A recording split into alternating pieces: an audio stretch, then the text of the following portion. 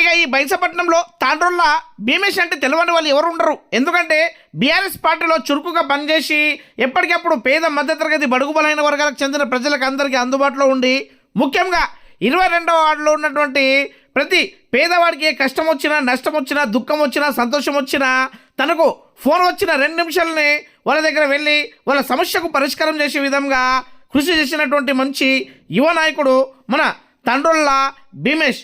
ఇక వాళ్ళ సతీమణి అయినటువంటి తండ్రుల్ల రమశ్రీ గారు ఇక ఈ 22వ వార్డు నుంచి పోటీకి దిగడం జరిగిందన్నమాట. అది కూడా బీఆర్ఎస్ పార్టీ కారు గుర్తు మీద. అది మన బైంస మున్సిపాలిటీ కౌన్సిలర్ కోసం. ఇక అందుకే ఈరోజు మన ఆ వార్డులో ఉన్నటువంటి ప్రతి గడప గడపకు, ఇంటింటికి, వాడవాడను తిరుగుతూ ఈ విధంగా ఆ ఓటర్ మహాశయులకు ఓట్లను అడుగుతూ తనకు గెలిపిస్తే ఈ 22వ వార్డును మంచి అభివృద్ధి పథంలో తీసుకెళ్తా, మున్సిపాలిటీలో గలం విప్పి కొట్లాడి ఈ గల్లీకి రావాల్సినటువంటి నిధులను తీసుకొచ్చి అభివృద్ధి చేస్తారని అక్కడ మాట్లాడడం జరిగింది. ఇక ఇంతకుముందు కేసీఆర్ గారు ఉన్నప్పుడే అన్ని విధాలుగా అన్ని సంక్షేమ పథకాలు కావచ్చు అభివృద్ధి జరిగింది. ఇక అప్పటి నుంచి ఎలాంటి అభివృద్ధి లేదు. కాబట్టి ముఖ్యంగా ఈ వార్డులో ఉన్నటువంటి ఓటర్ మహాశయులందరికీ నాకు నా ఆశీర్వాదం ఇవ్వాలని అక్కడ కోరడం జరిగిందన్నమాట.